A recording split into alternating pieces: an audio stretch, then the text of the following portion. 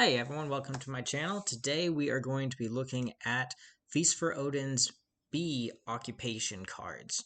So they have A cards, they have B cards, and they have a C deck.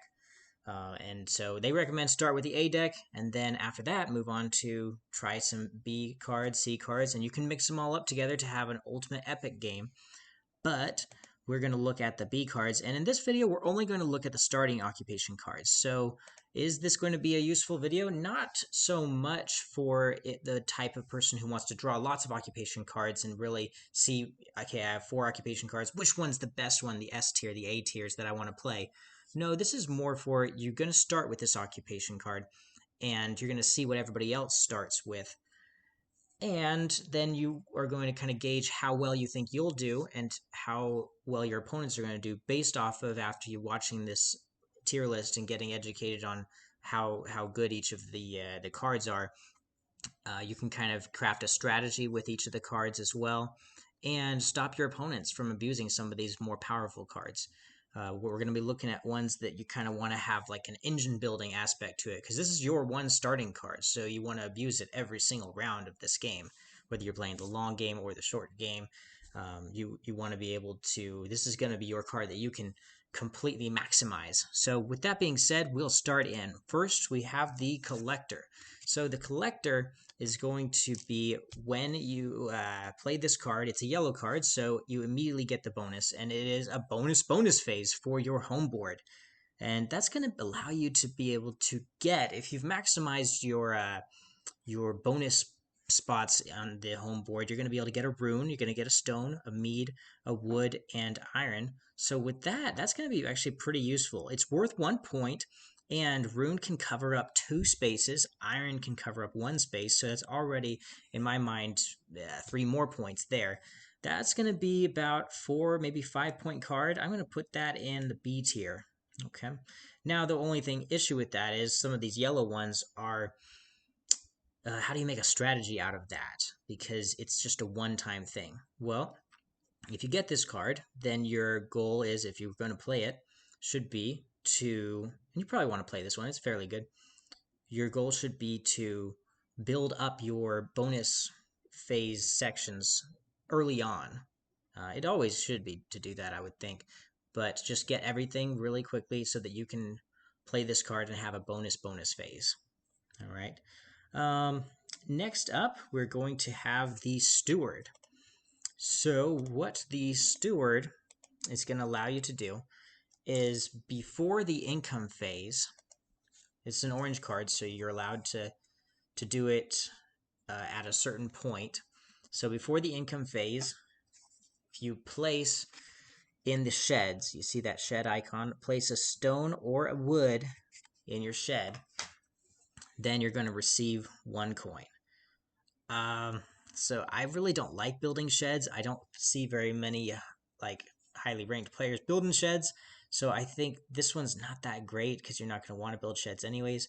Maybe you could make a strategy out of this and then build your sheds early on, and then go to the mountains and collect a bunch of wood and stone. But I don't know if that's really that great. It is worth 2 points though. So in essence, you're going to be spending a Viking, a 1 Viking, which are pretty useful because there's a lot of 1 Viking spaces like hunting and upgrading that you'd rather be using your 1 Viking for. But you're going to be spending that 1 Viking to build a shed, and then I guess you'd really only need 1 shed or 2 to pull this off. I'll put it in the C tier because that's not a huge sacrifice, but still, it's a way to accumulate some silver in the game. So we'll put that in C tier and call it good. Next up, we have the the farm shop owner. And that one is going to be a blue card, which I like these as starting cards. This allows you to, anytime you want, you can pay a coin to upgrade a orange resource. Now that's going to be pretty useful because a lot of times you have an ability to upgrade a card. If you have a red card, you want it to upgrade to that green because green is incredibly more useful than a red. And so with that, you can take orange ones, move them up to red, and then turn that tile into a green good that you can spend, only costing 1 coin to do it. So this might be useful for when you get a ton of orange income in a round. Like every other round, you're getting that harvest phase. You can turn some of them into red. Also, if you're really low on red and the feast is about to happen, you can use that and make it so that you don't have to spend silver to feed your people. So all in all, I'd say that one is pretty good. I'll put that in the C tier. Not amazing, but it's all right. Okay, so with that, then we'll move on to the bean farmer. So with the bean farmer, it's another blue one and anytime action. You're going to be able to take 2 of these oranges and orange tiles, the 2x2s, and turn them into peas and meat and fish. So with that, it is somewhat of an upgrade. I guess having red tiles is a little better, but you're not going to be wanting to do this if you're having a house strategy. So if you're going to build a bunch of these long houses, you actually don't really want a ton of red goods. You want big, thick orange goods to be filling in this, because those red goods are expensive. So probably wouldn't want to use the bean farmer on that per se. And so I think these are actually the only 2 blue cards that you start with. I'm going to give this one also a C tier, just because you start with it. It is a blue card, so you can use it anytime. And possibly you could combine this with something else later on that you use to get more, you can utilize the fish better, you can utilize the meat better. But by itself, it's not anything to write home about. Okay, next up, we have the fine blacksmith. Now, what the fine blacksmith is going to be doing is you're going to have play one. As soon as you play this card, you can spend an ore and a silver to turn into a cross or that other icon there. And what those things do is those special tiles are going to act like a blue tile and be really useful at covering around some places. Also, this is worth 3 points, and with this, you can get an island or something like that that has even better bonus tile sections than your starting board, and then get this fine blacksmith. I'd say this is a really powerful card, and you can really abuse it. It shouldn't be worth 3 points, because getting a special tile for that cheap is pretty powerful. And being able to get 3 points, that's going to go in our A tier. Okay, next up, we got the Undertaker. So what the Undertaker is going to do is you're going to lose a point, but it has such a great ability. Anytime you place a runestone on an exploration board, then you are going to get 1 extra coin. So the first time you do it, it pays for itself. You pay off that negative point, and then hopefully you do that multiple times throughout. That 1 space that you have on the board, where is it? That stone, you pay a stone and then get a coin and a runestone. You're going to be wanting to abuse that space a ton if you have that. So keep that in mind if you have that card. I'm going to put that in A tier. I think the negative 1 point does set it away from being S tier, but you could really abuse that and do a lot of great things with that one. Next up, we have the Disheartened Warrior. So you're going to declare that your raid was a failure after the 2nd roll. So, hey, I didn't do a good job on my fight. I'm going to head home without even trying for the 3rd roll. And that's fine to do. And sometimes it's better to just take that. If you have this card, take that 2nd roll and say, okay, I'm not going to try for the 3rd. It was too hard.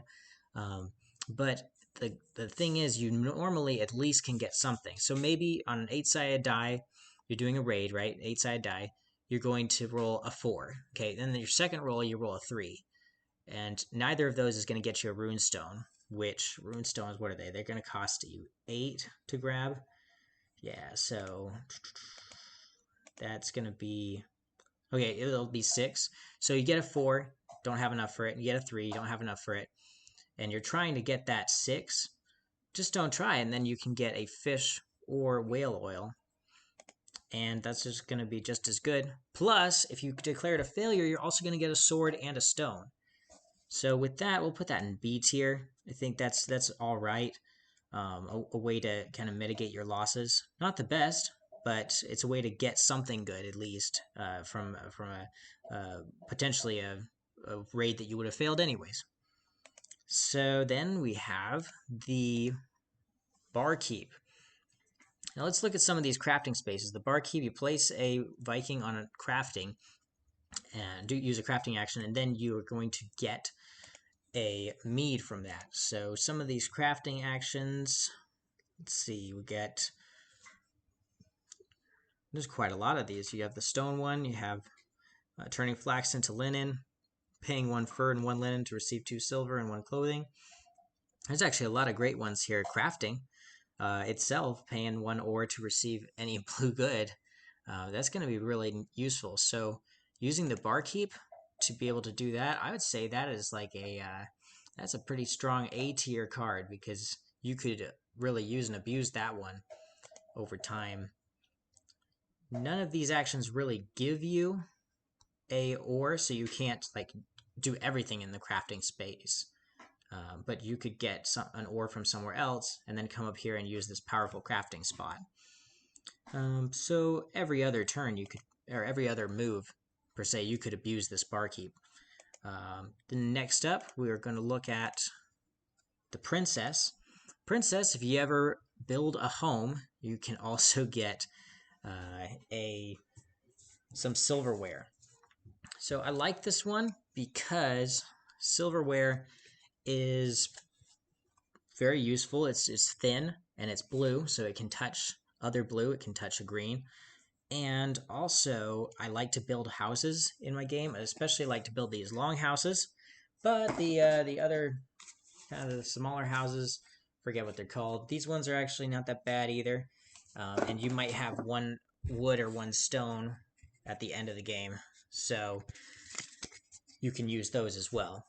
I'd say building houses, yeah, any of the building home sections up here are pretty good actions. Maybe not so much the shed.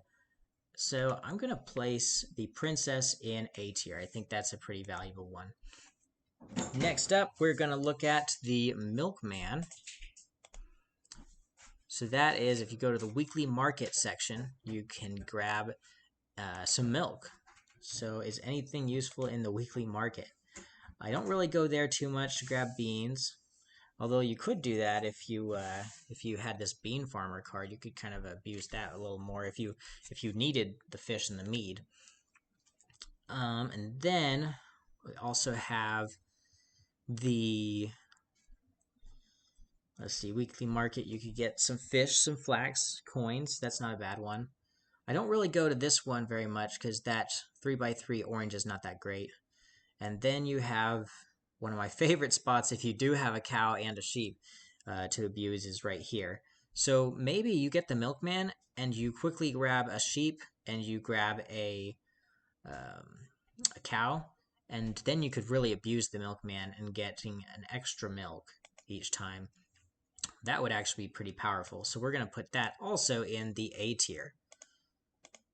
And then we'll go to the middleman. So for a middleman, oh, and about the milkman, you're not going to be wanting your opponent to grab those things, the sheep or the cow. So stop your opponent from doing that if they try to do a strategy, abuse that strategy at all. Next up, we're going to have the middleman. And middleman is going to be, you use a weekly market, then you have the opportunity to pay a coin to upgrade a good tile. So what is good at the weekly market? We kind of covered this before with the milkman. And that's going to be about as good and worth more points. So we'll put that in the A tier as well. Yeah, I mean, the weekly market is not amazing. But if you, same deal with the middleman, you want to get probably a sheep and and a cow, and then go on to that fourth space and have some occupation cards as well that you can use, but you're not going to be getting milk every single time. You're going to be upgrading things. I wish you could have both the milkman and the middleman, but they don't allow you to have that because you can only have one starting occupation card. Okay, next up we're going to have the angler. So the angler, if you succeed in laying a snare, not only do you get that really huge green tile, that's one of my favorite starting moves, is to just bet it all and go and lay a snare. And if I fail, I get another snare and a wood. If I succeed, I get a snare and that gigantic green starting tile. It's great to start with and place it out and cover a bunch of income and get a bunch of income early in the game, especially if you start the game with two snare cards. That's going to be really useful. But I digress. So with the angler, this is already a very powerful space, and being able to get fish, that's going to be one where if you have the angler, you may even consider going here and using this upgrade 3 tiles and draw 4 weapon cards action. You're going to be getting a bonus card, occupation card from doing that, and a chance to get more of these snares, and then just continue to succeed with snares for the rest of the game, and then be able to grab fish. And this is just a wildly great card, and I'm loving it the more and more I think about it. This is going to be our first S tier, and maybe the only S tier from what I'm seeing for the rest of these. But let's move on. I just like it because I really love that action space of laying snares. The meat courier. So that one, you're going to, if you succeed in laying a snare, you can turn a snare card, that snare card that you just got probably, into another meat. So that one is a slightly better tile, but you're going to need to spend a snare card. So that's not going to be as useful because you won't be able to continually do it over and over again. I'm going to put that in A tier, just below the angler, but still pretty good. Like being able to do that is going to be really nice, especially if you just have tons of snare cards to spare or tons of wood and you don't need to use your snare cards. And then you're going to have the Berserker. Moving on to that, we've got 2 more left for your starting B card actions. The Berserker is pretty interesting. It's you can remove 1 ore from a longship to receive a bonus on each roll of that action. And so with that, let's see, I was looking at the Berserker's rules, and I think it's immediately before you do the pillage action. So unfortunately with that, so let's look at the pillage action. Pillaging, not raiding, but pillaging, so that's going to need a D12. And you're wanting to get a really high number with it. What's the highest number that if you succeed just amazingly, you roll a 12 and then you get 4 more, you could get this crown, which is the only special tile that's worth 2 points, and it covers a ton of space too. So with the Berserk, you could actually get that card, but you're going to need to completely get rid of that ore card, or that ore token that is on your ship, and make your ship slightly weaker for the rest of the time you're using it. And then, of course, you can fill that ore up. Actually, with this, I agree with Uwe Rosenberg, who designed this game. His tip is enclose the ore space from your home board as soon as possible. So with that, you're going to want to, let's see, if you roll a 6 on a 12-sided die, that's about what you could expect to roll. Maybe with 3 rolls, you could expect maybe a 9. So you get a 9, then plus 3 more with discarding that ore. That ore is not going to count for you, but maybe you have 2 other ore. So you get a 9, 10, 11, 12 with the plus 3, 12, 13, 14 maybe with the extra ore. And then you have just 2 stone or 2 swords that you can spend. You can really easily get that 16 that you need to be able to take the crown. So with that, that's going to be pretty valuable to grab the crown pretty early in the game. I'm going to say that the Berserk is an A tier. That's going to be pretty valuable. Okay, next up, and this is the final one, the Cooper. So the Cooper, let's see, pull that up here. That one is going to, after a Viking action that provided at least 2 wood, so you're going to be able to spend 1 wood to turn it into a fish. And without even spending any workers to do it, I think that's great. So let's look at the actions that would actually get you the wood. And there's not a lot of actions that get you wood except for 1 wood per player. It's all in the mountains and trade sections. So it's usually pretty easy to come by wood. So you could just grab wood every other turn and then turn it into fish. And then from there, you could make the fish upgraded.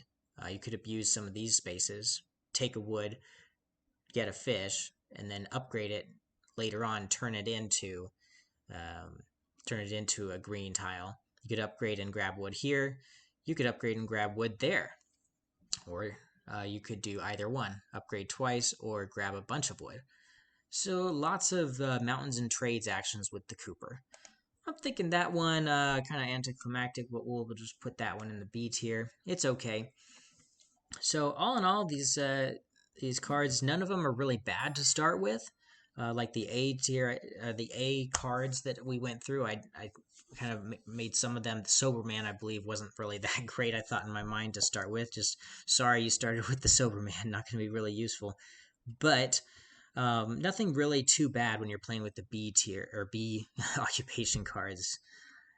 So hopefully you all enjoyed that list and you guys can use that to your advantage when you're playing the game. Use these strategies we talked about, and maybe as you play more Feast for Odin, you'll be able to move yourself from the A deck to the B deck and then maybe even mix them all together, and through watching these videos be able to find out what are the best combinations that you can work with, taking an occupation card and then moving forward with that. I really liked that Angler, being able to use and abuse that laying snares action.